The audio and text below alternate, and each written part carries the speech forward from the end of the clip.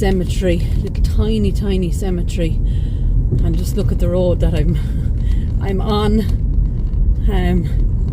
This is crazy. Like, it's actually been worse than this in places, but it is, you know, there's a good few houses around here, but it's just an extremely windy, narrow little road. But I hope I can find it.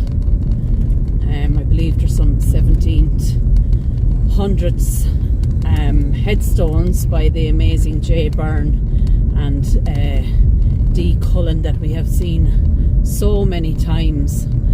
And let's hope that the rain stays away and we can find some of those beautiful hand carved headstones like we have seen so many times before.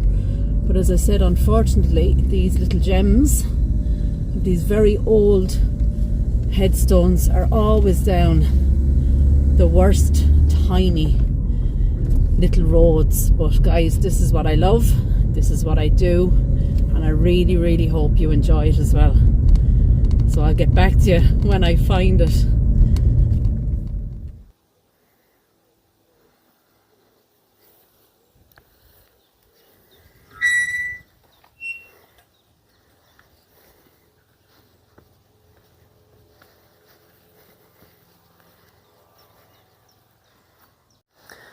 Hi guys, so this is one of those little roadside stops, and I've decided to come in and have an explore of the little cemetery that's here. A friend of mine has said to me several times to come and check this out, so I finally have decided today to come here. I don't know what we're going to find, but it seems to be done out in like a little circle with a boundary wall, and I'm crossing a field. Little narrow road to get here. But I'm going to turn you around now and we'll have a look at what we're going to see before we go in here first.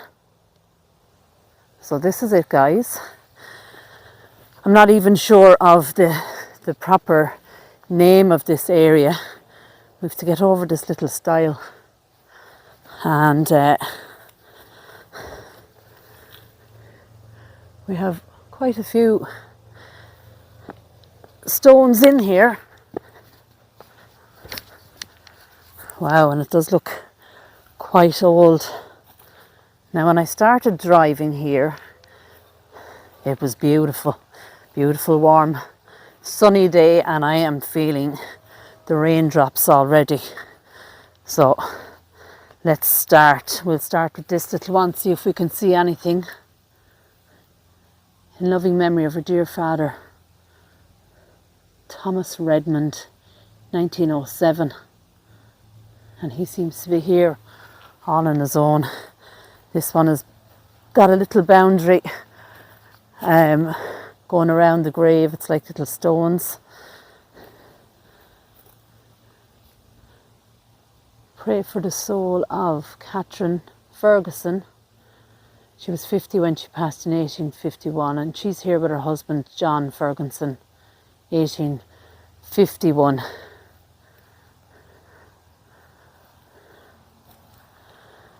This one has a little plaque at the base in memory of the Downey family.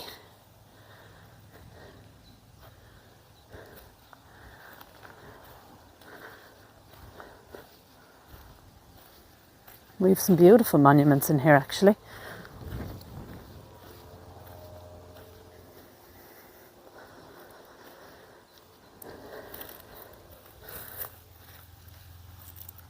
And this one is 1811. Redmond, Patrick Redmond. He was 61 when he passed. Also Mary. And the date there for Mary is gone. This one looks quite old as well. I see 1830 there.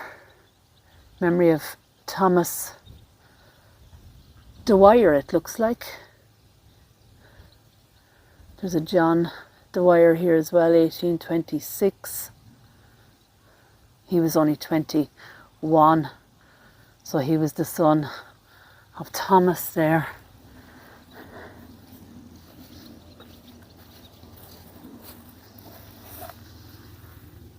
Here lieth the body of James Crane, 1826, age 61. That one has some sort of designs. I know the torch is kind of reacting here to the camera itself. Here lies the body of John Byrne, who departed this life June 8th, 1821 there. Also his daughter, Catherine, 1822, and she was only 19 when she passed. And here comes the rain, guys. Oh, look at this one.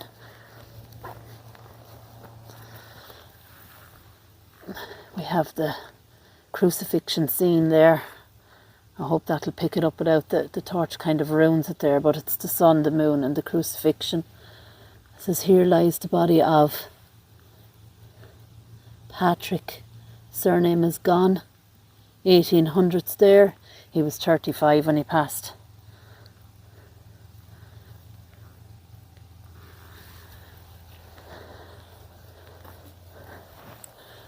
We have another beautiful crucifixion here.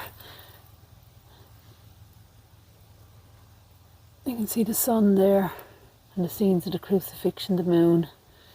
See our Lord on the cross. We have 1796 just there, guys. Dennis Cannon, age 60. Lord of mercy on his soul. Also his daughter, Catherine, 1796, age just 19 as well. So very, very young. The one beside it here is 1779. Can't see the name. The rain is bucketing down, of course. Beautiful rails on that. More designs on this one. Beautiful as well. Sun, the moon, the crucifixion. The body of Martin Doyle, 1794 there. Look at those rails, guys. And look at it, it's very, very strange, but we have 3 slabs, one on top of the other there. Huge one in the middle, and then this tomb here. That is quite strange. Maybe they were standing up at one stage and they have all fallen flat, but unfortunately I'm not going to be able to read those. I don't see any way to get in there. Usually those rails have little gates.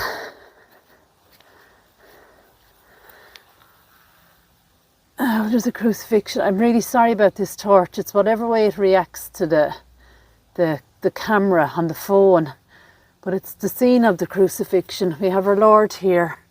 We have a soldier, sun and the moon, absolutely beautiful. Here lies the body of James Connor, who departed this life 1781 there, guys. Aged, I believe that's 25, and we have a 1785 down here, age 62, and that is John O'Connor. Beautiful. I hope you can see that. It's quite hard to see it without the torch, but with the torch, even though it helps me read, it kind of reacts, kind of like it's flashing. Let's go in here. Another 1700 here, 1793 in fact. Here lies the body of Miles Donoghue, who departed this life October 6, 1793, age 77. And also his son, Miles Donoghue. So he's named after his father. 1797, excuse me, age just 25, so very, very young. That is gorgeous as well. Then this huge memorial is erected by Michael Donoghue in memory of his mother Mary, who died January 15th, 1850, and also his father James Donoghue, 1863, and his sister Bridget, 1903. No ages there for those. It's probably about 10 foot tall there. And this one has lost its top, erected by Peter Donahue. So it's, all these are Donahues here, but the writing is almost gone in memory of his father, 1838.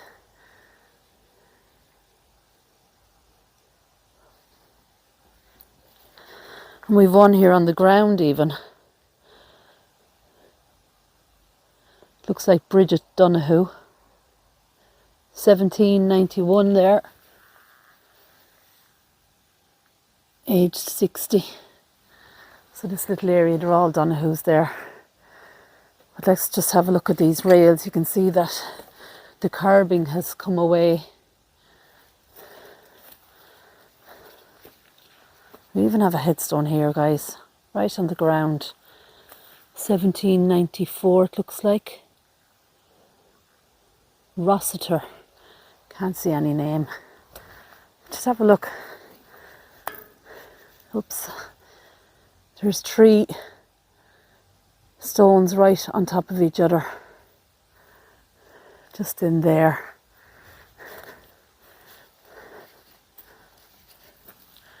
I have a couple of high crosses. That one.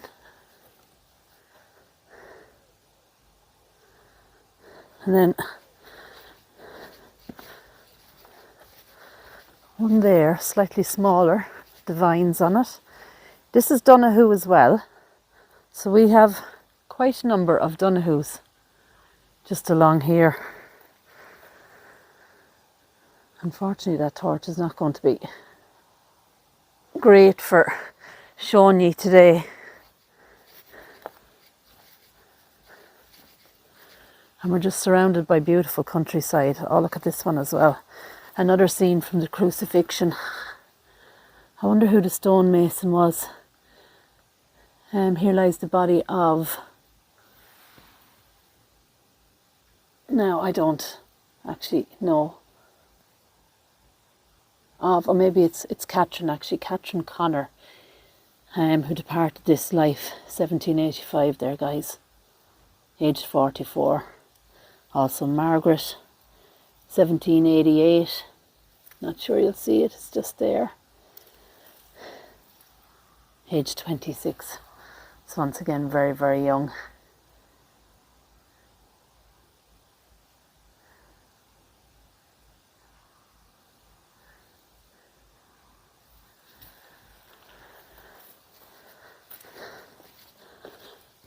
Look at these gorgeous flowers.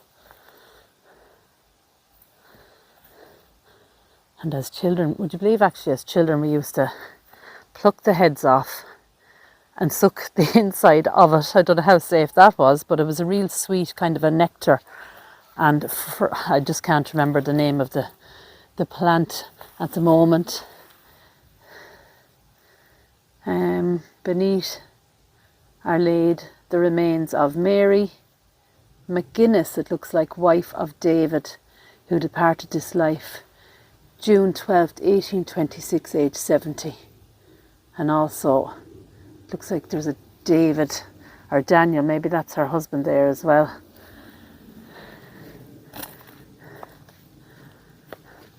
Now people do still come here. We can see fresh little pansies there on this one. This is John Cullen, 1917, age 68, and his wife Rosanna, 74, 1924. Also their son Martin. And then there's a few names at the bottom there that I can't read.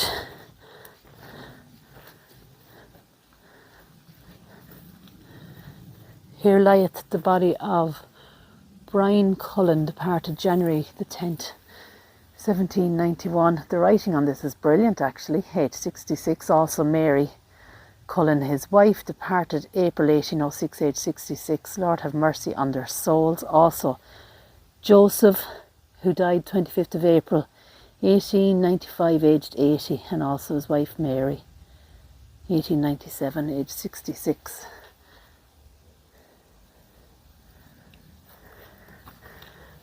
This is a beautiful high cross here, of course.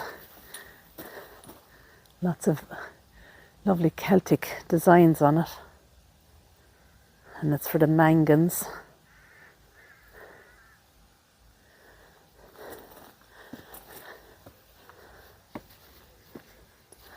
We've lovely crucifixion scene there. Our Lord on the cross.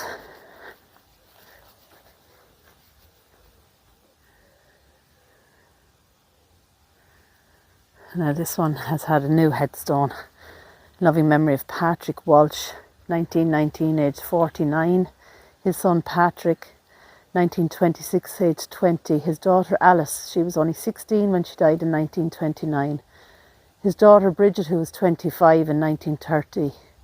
And also his wife was 78 when she passed in 1947. A beautiful headstone for them all there.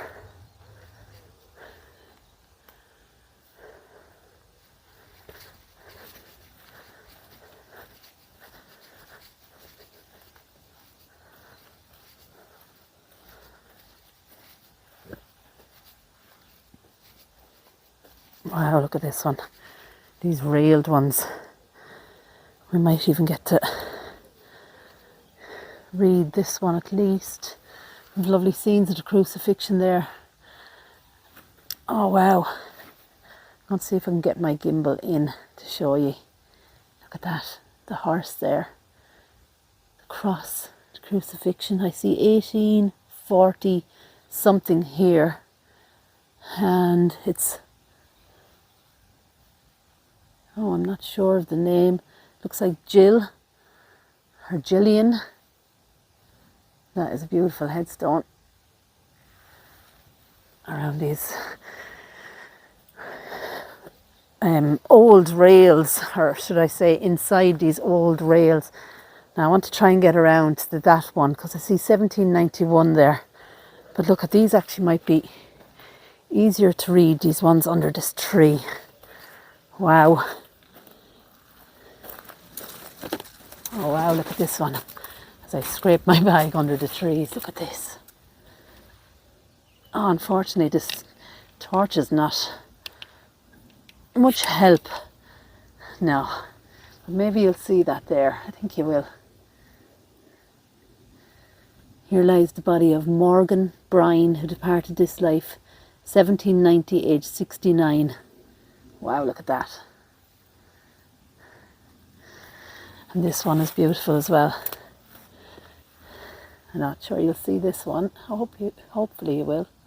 Little cherubs on this one. Here lieth the body of John Kavanagh, 1782, age 55. Wow. The one beside it then. Here lies the body of William Power, 1761, age 69, and Elizabeth, 1784, age 77 years.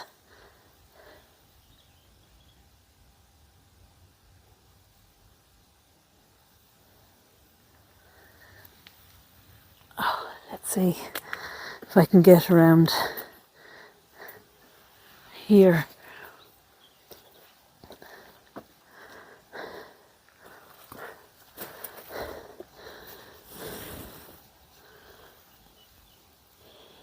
Body of Owen Kehoe, who departed this life 1791, and we have the scenes of the crucifixion there as well. And this is by the stonemason J. Byrne. He is one of Wexford's better known craftsmen. I'm just going to try and get you in a little bit closer. I'm not sure, I can't even see actually in the camera whether it's whatever way the sun is falling. My camera is very, very dark. I'm not sure you're seeing what I'm seeing at all. So that's J. Byrne. And we have seen works by J. Byrne before. And they're always really, really beautiful.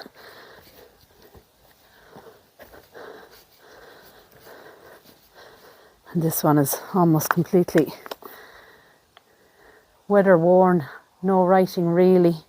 I do see a Doyle and an 1824.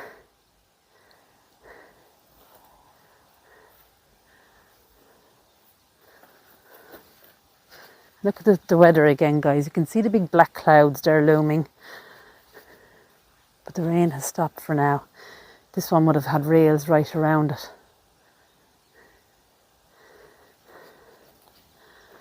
And actually just in there, I can see another beautiful headstone. I'm going to try and get into it and walk between these two headstones, so I'm not walking on anybody's grave. Look at that. We see a serpent. The scenes of the crucifixion again. Wow. This is 1794 in memory of Martin Power. Do you see the 1794 there? Look at that. I don't see a maker, kind of a stonemason's name on it, unfortunately. But it's definitely either J. Byrne, I'd say. Look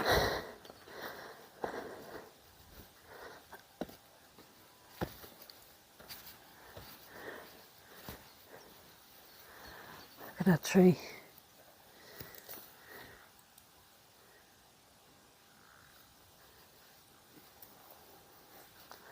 This one has beautiful flowers on it.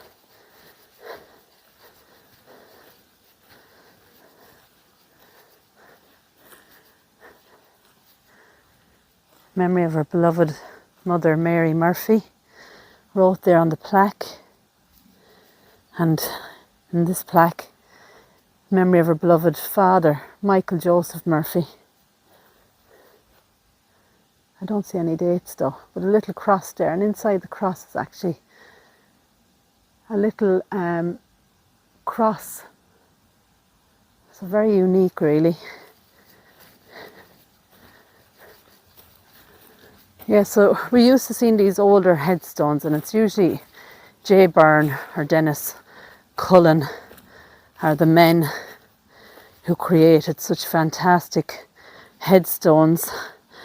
And actually, this is the one we looked at a few minutes ago, and I've actually come back around because I've noticed we can see D. Cullen there just below the horse, and that is who made this beautiful headstone, all chiselled by hand. And it's quite amazing that these have lasted so long in this beautiful little cemetery here.